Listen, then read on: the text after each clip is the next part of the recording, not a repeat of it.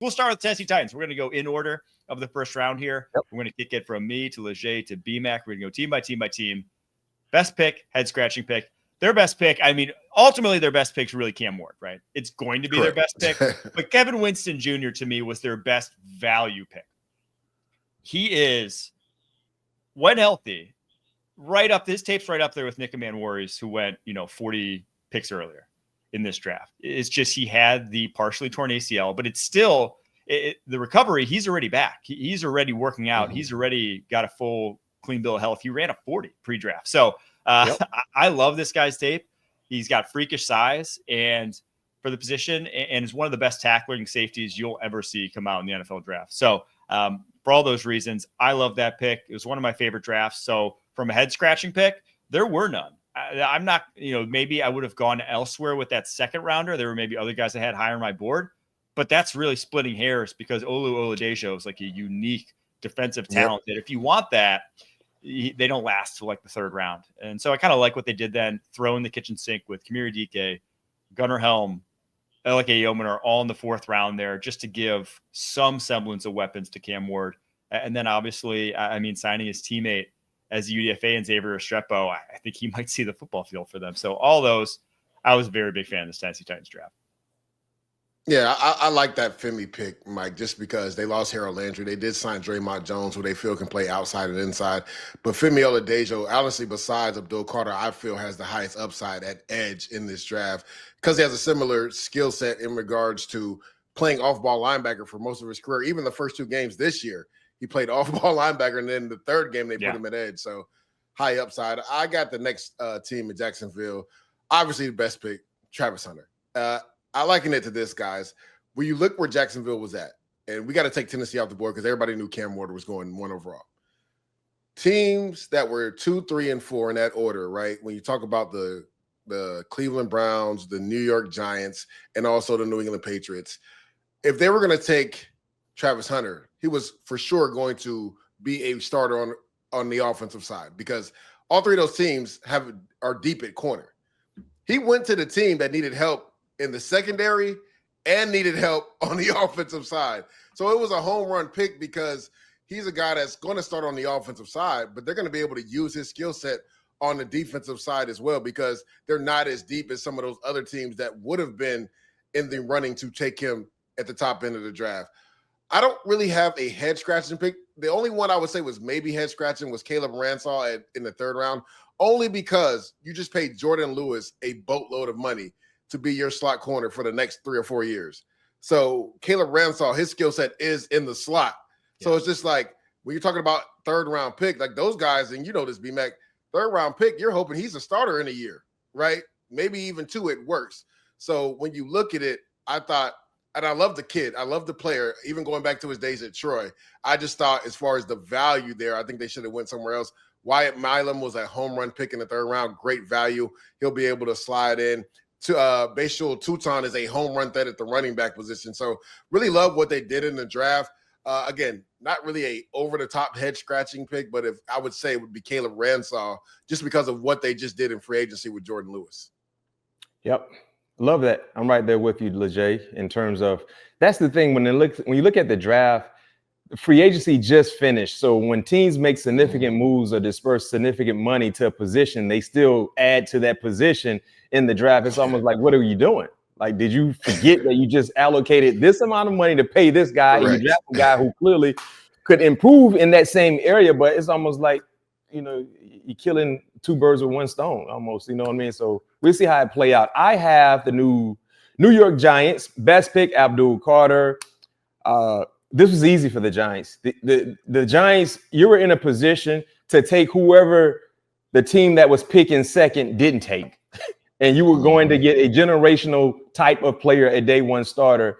And because the Jacksonville Jaguars traded up to go get Travis Hunter, it was easy. Go get Abdul Carter. Now you have a glorified defensive front that can win one-on-one matchups. That's the best pick for me with the Giants. The head-scratching pick is more so about the head-scratching decision. Of course, Jackson Dart seemed to be their guy, but trading all the way up to 25, I felt like that was a bit aggressive. And the reason why is because if you look at the coordinates of the first round, there were a few teams in the back end of the first round that clearly were okay in moving. The Philadelphia Eagles, for one, because that was a luxury position for them to be in. They didn't necessarily need to use their first round pick. And the same can be said for the Kansas City Chiefs. If you look at what both teams did, they actually did business with each other that didn't really make any sense because one team traded in front of the other and they were right behind each other.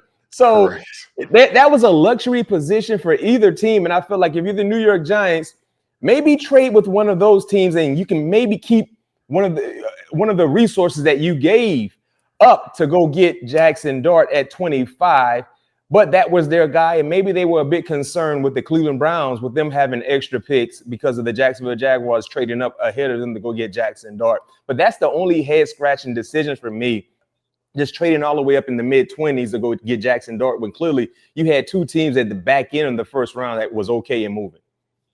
I will say at least it didn't cost them a ton. It was pick like 100 in this year and then a third. I think a third rounder this year. Yeah. So it's like it was not premium picks the way the Falcons ended up trading up. So if that's your guy, if you were that sold on him, you know, it's going to look like it was pretty cheap in retrospect. I love their day 3 though. I mean, they hit Cam Scadaboo, Marcus Bowe, Thomas Fidone. Those are like the 3 positions, running back, guard, tight end, that you can, I don't want to say routinely find on day 3, but that it's possible to get high-end players that we see semi-often. And I think all 3 of those guys have potential that's way better than where they ended up getting picked. I got the Patriots next. My best pick, I mean, throw a dart at this draft and find their best pick. I love Braden Swinson in the 5th. I love Jared Wilson at the back end of the 3rd to be a possible starting center. I love Craig Wilson and Josh Farmer in the 4th. But my favorite has to be Kyle Williams, the wide receiver from Washington State.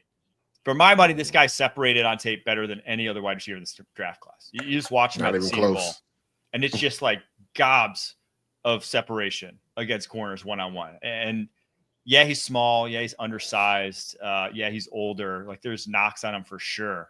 But I don't see doing what he did and then all of a sudden just not working out in the NFL. It's just like, you know, not injury is really the only thing you worry about with a guy that size. And for a Patriots team that was so desperate for anyone to get open last year for Drake May, and they drafted a guy in Jalen Polk who's the opposite of Kyle Williams, like not a separator at all, just more of a savvy, contested catch, physical receiver. This is what you needed. This is a guy that can make a far outsized impact than what he would be as a 3rd rounder. So that's easily my favorite pick.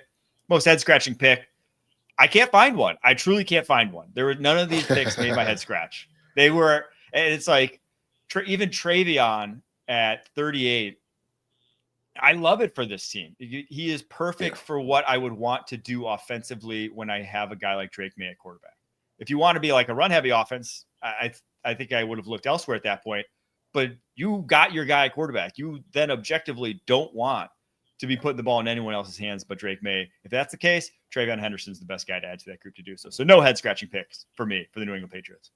I love their draft as well. I mean, New England, they did a great job the entire offseason. Free agency, with all the money, they spent wisely. The draft, they hit on big-time glaring needs, adding playmakers, man. Yes. This is a team in the AFC East. I know no one is really expecting a lot. When you look at the turnover going off the Miami Dolphins, and, of course, the Jets having a new coaching regime, man, this is a team quietly could become the 2nd-best team in their division if they take care of their business based on the new personnel. Yeah, without a doubt. And just looking at the history of Mike Vrabel, he turns things around pretty quickly. So to B-Mac's point, with the money that they allocated in free agency to the, I would say, home run draft that they just had, like this is a team, again, with Mike Vrabel and his pedigree could turn around and maybe compete this year to be a wild card team, which I know is crazy to even think about after what we saw on the field last year. But this team has been overturned at a high rate. I think it's hilarious you guys gave me this next team, Cleveland Browns. And the crazy thing is, I actually thought they had a pretty good draft.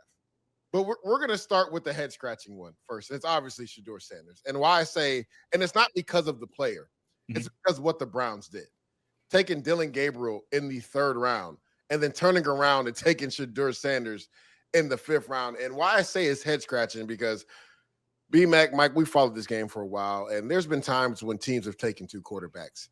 But it hasn't been a 3rd and a 5th rounder. There's been times going back to the Redskins days when RG3 went in the 1st, Kirk Cousins didn't go to the 4th, right? Just go back to last year's draft. Drake May, number 3 overall pick. Joe Milton didn't go to the 6th round. We were just talking about this, B-Mac, what teams look like when they take somebody in the 3rd round. A 3rd round pick is a guy that you hope starts in a year or 2. So why would you take Dylan Gabriel and then turn around and take Shedeur Sanders in the 5th, even if there was immense value when it came to your draft board? Because right now, going into training camp, the story's going to be Shedeur because he went in the 5th round, and a lot of people thought he was going at the back of the 1st, and the tape showed he should have went in the back of the 1st or early 2nd at the worst, right? I talked to a few personnel people, and they were saying, depending on the teams that needed quarterbacks, when you talk about taking somebody in the 4th round, now that's a developmental guy. I think the NFL showed you when it comes to developmental guys that they're willing to take them in the 6th, 7th round. Like, they're not going to waste a pick in the 4th round if they don't consider you a starting caliber quarterback. And once Shedeur got past the 3rd round, B-Mac and Mike, he was considered literally a backup developmental player. So from a team perspective, yes, Shedeur has a lot of confidence. Yes, he has a entourage that's always around him, video recording stuff. I think teams looked at this and said, well, if he's going to be a developmental backup guy, we don't want him to be the story. Like, do we really want to take that on? And again, you can go back to what happened in the pre-draft process, but the tape alone showed this kid should have been back of the 1st, 2nd round pick. But we know this. It's not just about what you put on tape. Because when a team invests and drafts you, it's about what you do outside the field, right?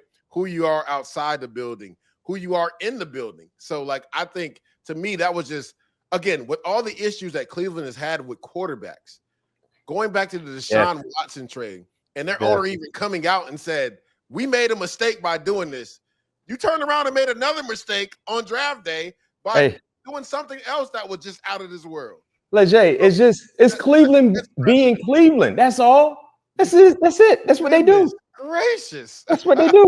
It felt like, I mean, and you see the room afterwards, and now who knows how, like, somebody getting traded to cut right away. Like who knows how, like, immediate that film was of them all, like, golf clapping, but there was not a level of excitement that you think you would get. Yes. Yeah, compared to the other draft picks when they showed Cleveland's war room and you saw how elated they were with it, it felt like it was just like, and with this pick we're selecting such and such. That's why I'm saying it felt like someone else made that pick. It felt like the people in that room did not make that pick. That's the reaction you would have if you didn't make that pick. And to double down on that, Mike, when they go to the press conference, Andrew Berry and also Kevin Stefanski, and they talked about Shedeur, they said, he's going to have to come in here and earn it. My thing is, whether you're player 1 or undrafted, a coach told me, B-Mac, a long time ago, in the NFL, you compete to play and you compete to stay. So it don't matter where you go in the draft. You coming in competing day 1. My thing is, if you have to emphasize that one while talking about a specific player, then you should have left him alone and you shouldn't have drafted him. Because you didn't say that for any other player you drafted, talking about he's going to have to come in, nothing's going to be given to him, he's going to have to earn it. Everybody has to earn it as a rookie. Why you had to emphasize that with him? My thing is, if you had to emphasize that with that player, then let somebody else take his skills and let them develop him. Because right now, he's not only fighting the 8 ball, or he's behind the 8 ball when it comes to being drafted later than what he thought he was. Now he doesn't even know if the coaching staff truly wants him on the team. Yes. And he has to deal with that every single day. So, again, Cleveland, what were you thinking? Other than that, I thought they had a hell of a draft when you look at the players that they put on this roster. I mean, Mason Graham, getting him at 5 after a trade and gaining draft capital, a future first-round pick. You pair him with Miles Sanders and Malik Collins. That is what defensive coordinator Jim Schwartz wants. He wants to attack the quarterback. And with those 3 guys up front, they can do that. Carson Schlesinger was my number 1 pure off-ball linebacker. And I want to emphasize saying pure off-ball linebacker because I think Jahad Campbell could do some stuff on the edge, and so can Jalen Walker. But when you talk about the instincts that he plays with, I think him and JOK are going to make a nice tandem in the middle of that defense. Quinshon Judkins was my RB3. So I think he went in the perfect spot. I wouldn't even be mad if somebody took him at the back of the 1st. You're talking about a battering ram, and that's what we know Cleveland Browns to be, right? A running team. they're trying to get back to that. And it'll be interesting, guys, to see if Tommy Reese ends up calling the plays or does Kevin Stefanski take over the play calling again, because I think Quinshon Judkins is a perfect back for Kevin Stefanski's offense. And I know Mike really loves this next pick, Harold Fannin Jr. Again, if Stefanski takes over the play calling, he majors in 12 personnel, 1 back, 2 tight ends. Him and David Njoku, that's going to be a mismatch from hell for linebackers and safeties if you have both of those guys out on the field. And I even love them doubling down on running back with Dylan Sampson in the 4th round. That's the pick right there. Yeah, they needed punch in that backfield. I love Jerome Ford, but I think Dylan Sampson and Quinshon Judkins are your future there. So obviously, besides the pick of Shador after getting Dylan Gabriel, they actually had a home run draft besides that. But again, that puts an asterisk on it because it made no sense. Yeah, they got a bunch of guys who I think have sky-high potential for their respective positions. Like, I think Mason Graham, Carson Schlesinger, Harold Fannin, and then that running back duo could all end up like you could have a top 5 tight end room in the NFL, a top 5 running back room in the NFL, Correct. And a top 5 sort of defensive tackle in the NFL when it's all said and done coming out of this draft. Obviously, the quarterback position, I don't think you're getting a top 5 out of this draft, even if one of them hits, but that's the Cleveland Browns for you. I was surprised they didn't take a wide receiver at some point anywhere in the draft. True. Now, maybe that pick they used on Shador probably was supposed to be a wide receiver until the head man came in and said, "No, draft him right now." I'll say this. I think this leans towards Kevin Stefanski taking back over, and they're going to major, I think, in 12 personnel. And I like, Jerry Jeudy, and then also they have Terrence. What's my guy from Baylor, Mike? Terrence, wide receiver, the receiver. Tillman. They have Tillman. Tennessee. Tillman, that receiver, who I like a lot as well. Yeah. So I think those will be your 2 starting receivers. Those will be your 2 starting receivers, and I think they major in 12 personnel. And whoever it is, they're going to be running the football a lot. Correct. I would guess at this point.